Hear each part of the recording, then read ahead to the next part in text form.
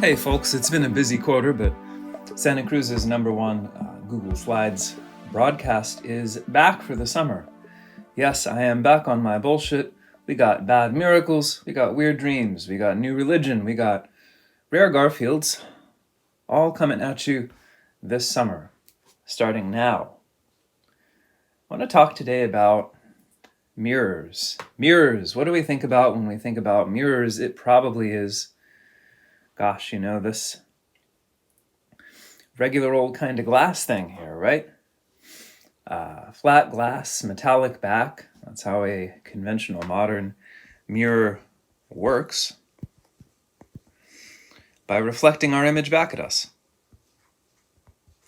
backwards. And you probably think that I'm going to tell you that these didn't exist in antiquity. There were no mirrors in antiquity. Well, you're wrong for once. They did exist. These glass mirrors with a metallic backing did exist. From the 1st century CE onward, at least. They're just not too popular. Although survival presents a problem for the simple reason that glass mirrors tend to break if you are not too careful. And if we're talking about centuries upon centuries since the end of the Roman Empire, probably all the glass mirrors that anyone was ever using have broken. However, we know that people wildly preferred to glass mirrors, the kind that we use now that offer an optically very good reflection. People wildly preferred these other shitty ones, these mirrors made of metal mirrors. Did you know that you can just make a mirror out of metal? You might not have known this. Now you do. If you polish the metal enough, you can get a good reflective surface from the metal. It's still not as optically clear as a modern glass mirror, but it will at least give you a clear reflection that you can use to do things like arrange your hair, put on makeup, the kinds of things that one does in a mirror. And we're talking about metal mirrors. That means bronze and silver, those are the preferred metals for making mirrors out of. Bronze mirrors are a lot older and also more common. Silver is more of a luxury item. Silver mirrors are more of a luxury item by comparison with bronze, just because silver mirrors are made of a metal that's more expensive and harder to find. Of course, both mirrors are pretty expensive anyway, right? Because metal is expensive, even bronze. And they're also, works of art. They're craft objects, right? If you look at some of these mirrors, especially Etruscan mirrors, you see that there are quite detailed mythographic scenes on the side of them, sort of like you'd expect to see on a vase painting or something like that. You got Achilles here and Agamemnon.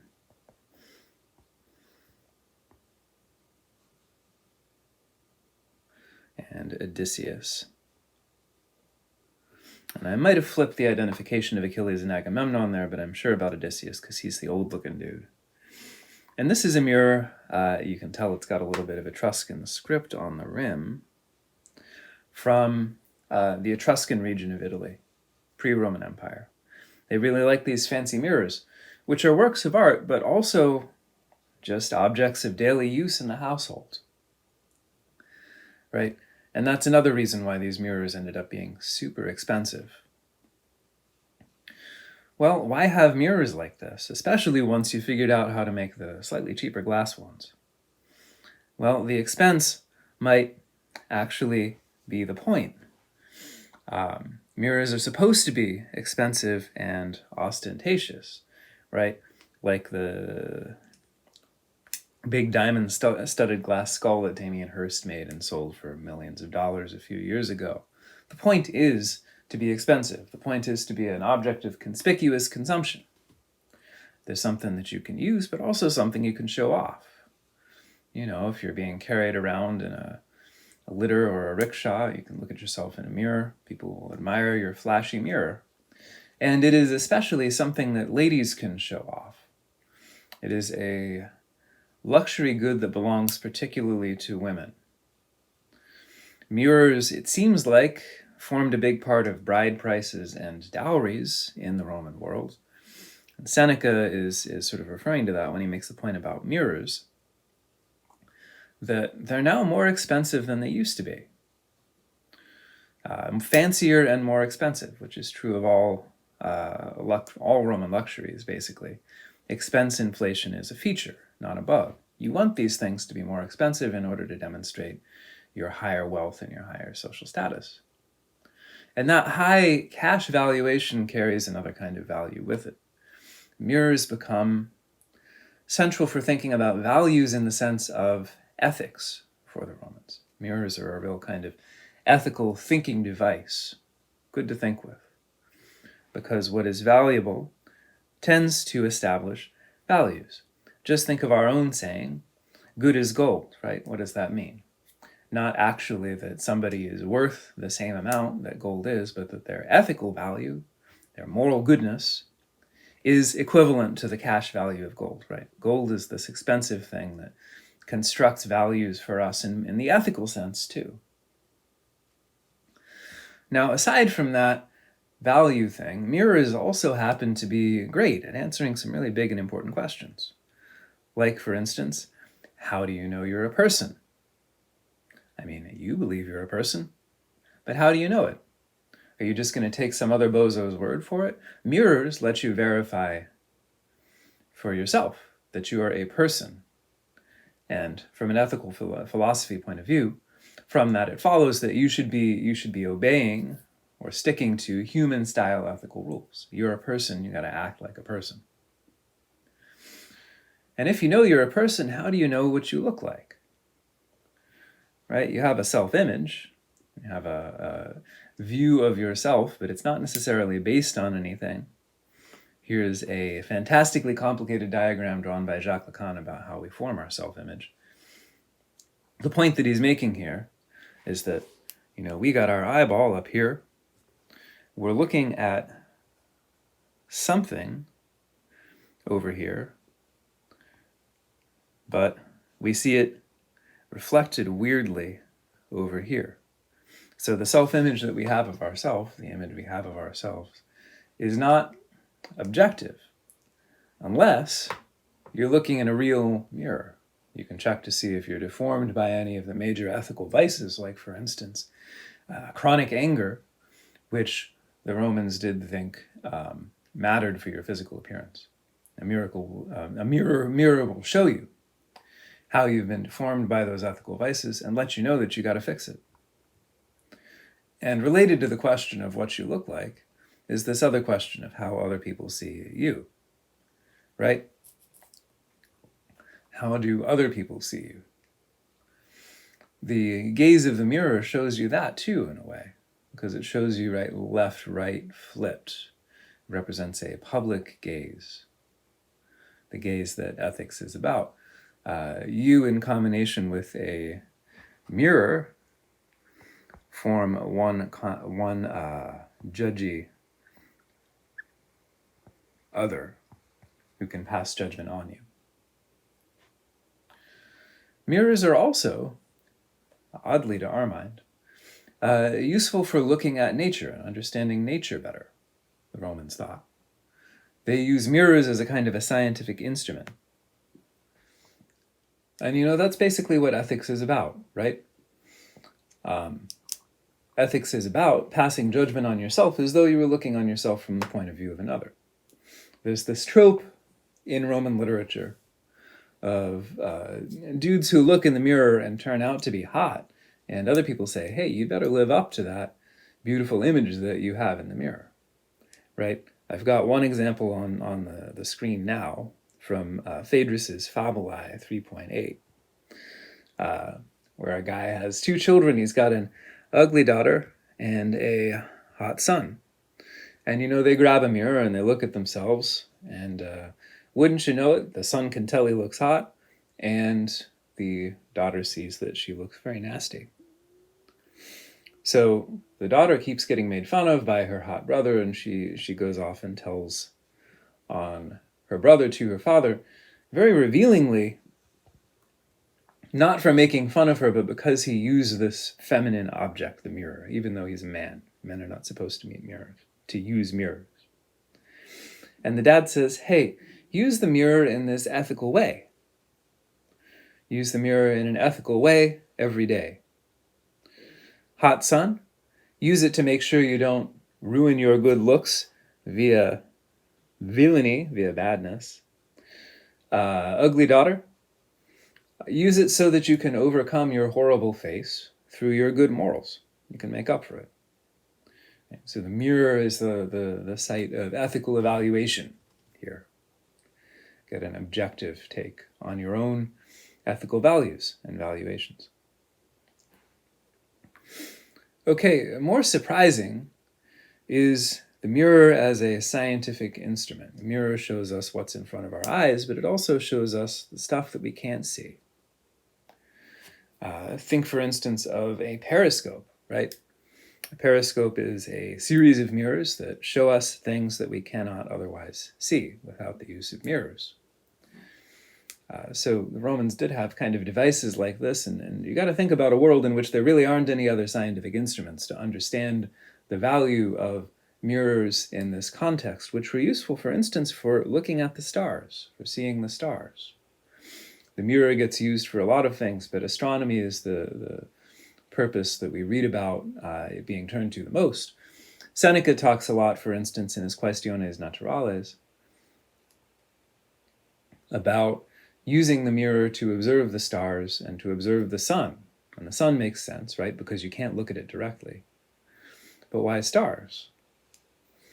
Well, it's a good question. Probably has something to do with looking at them in a form that allowed you to draw them carefully, or looking at them in a way that allowed you to remove as much outside light source as possible.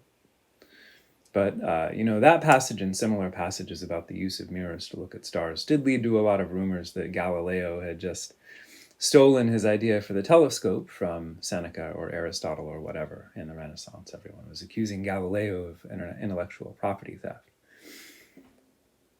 Now, that's silly, but there is this one really interesting story from Lucian's True Histories. He travels to the moon in this obvious true history. He reports that on the moon he finds a great mirror which reflects and magnifies everything that happens on Earth. It's a panoptic mirror. You can see everything that's happening down there. And that's interesting because this panoptic mirror combines the mirror as scientific instrument, as a way of looking at stuff that you can't normally see, with mirror as tool of ethical evaluation. You better act nice because the people on the moon are watching your every move and passing judgment on you. In addition to this, mirrors are also really important for ancient thinking about optics. So they're useful for seeing. Right? They're a way that you can make seeing visible. Now, any theory of seeing kind of has to be able to explain how mirrors work. So the extramission theory, the one where you see things via rays that shoot out of your eyes, says, hey, the rays bounce off of the mirror. Lucretius's very different theory of vision has this idea that the reason things in the mirror look small, comparatively, is because, images shrink by passing through the air. That's why things far away look distant. And things that are in the mirror have passed through twice as much air. Look at all the air they have to pass through. And that's why they look smaller. So everybody's using these mirrors as ways of seeing, thinking about seeing. It's just the most important optical instrument that there is because there are no glass lenses yet. Well, that's not exactly true. You get some interesting remarks in Pliny on the existence of prisms, basically the device that Newton would eventually use to understand how light actually worked. Seneca talks about these too. But in terms of lenses that can magnify or allow you to see things at a distance, those don't really exist yet in the ancient world. So mirrors are a very important piece of technology in the old times. But, like any piece of technology, it can be used for good or for ill. And it's a dual-use technology. We don't really think of mirrors like that. We don't think of them as a piece of technology. We just think of them as furniture. But Romans definitely did, as I've been talking about. See them as technology for ethics, for science. And as such, mirrors really pose danger if they're used incorrectly. And when I say danger, I mean danger to the idealized male citizen subject, whom mirrors can potentially corrupt.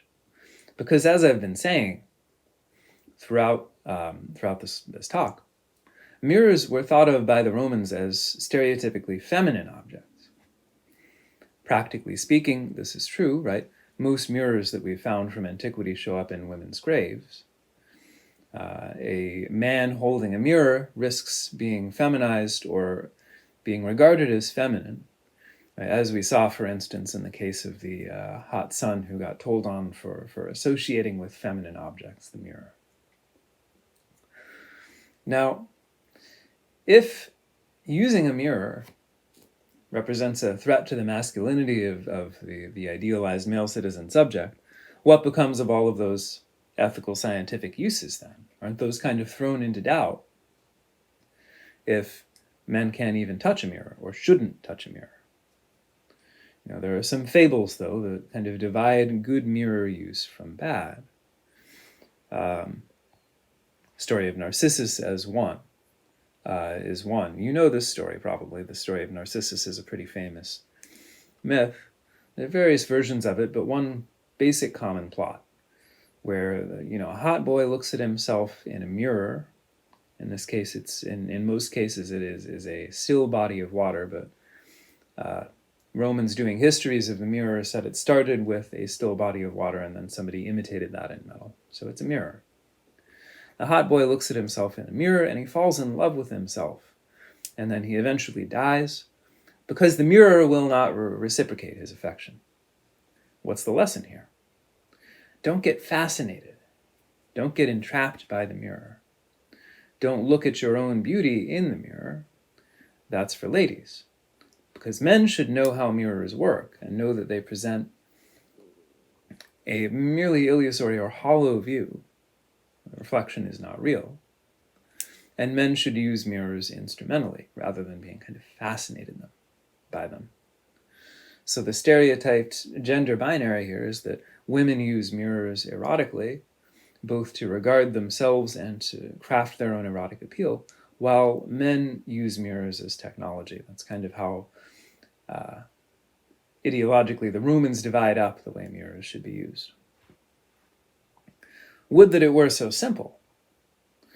Because at this point I have to tell you about this ultimate sex perv, a guy named Hostius Quadra, who comes to our attention because of a rather gross misuse of mirrors. Misuse according to the ancient standards that I was just talking about. And this story is told by Seneca at great length in his Natural Questions. Story of Hostius Quadra.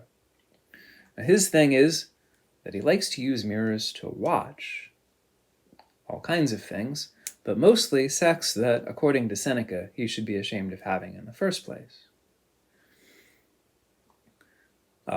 Also, he likes to watch using funhouse mirrors that magnify certain body parts, that make parts of the body look bigger than others. Now, Seneca thinks this is just the worst. Seneca thinks that this use of mirrors is the wrongest because mirrors are, Seneca says, for looking at stars, looking at the stars, looking at what's far away, or for knowing yourself ethically. Not whatever Hostius Quadra is doing, but if we think back to that Narcissus story, it's not as though Hostius Quadra is being fascinated by mirrors, or if he's being tricked or suckered in by a mere reflection which he takes for reality. He's not kind of captivated by this mirror vanity. He actually uses mirrors in a very complicated instrumental way to see and discover things that he wouldn't normally be able to see. It just happens to be that he's seeing and discovering stuff that Seneca doesn't particularly like.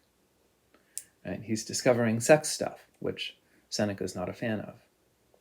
But for Seneca, this is the dark side of the mirror as a piece of technology, that you can use it for weird sex stuff if you want. And Hostius Quadra's use of the mirror in this way does call into question its kind of supposedly automatic ethical function. Because sure, you can look in a mirror and see yourself doing something bad and be like, whoa, I better stop doing that. It looks gross.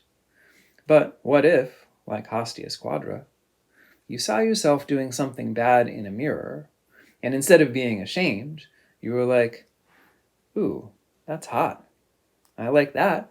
I like what I see there. Then, the ethics of the instrument break down, right? The mirror is no longer doing its automatic ethical function, right? Here, too, as always, technology is amoral, no matter what we would like to think. And you bet there's a lesson here. There's a general lesson.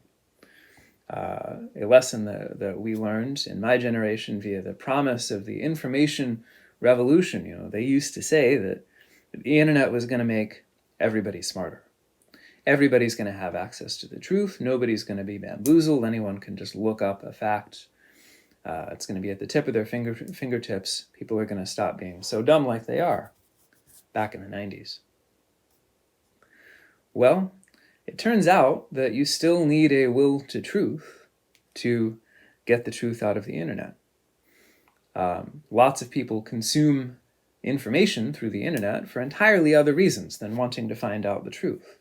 Entertainment, self-esteem is a big one, for instance. Locating oneself in a world in which one actually has some kind of a function or role to play. And these are the dominant drivers of information available online. The internet didn't make us smarter, it just turned out to be a kind of a mirror of what we already were. And as usual here too, the automatic ethical effect of technology that people had ascribed to the internet was a bust. But Hostius Quadra could have told you that. It's always more fun to misuse technology than to use it like it says on the label.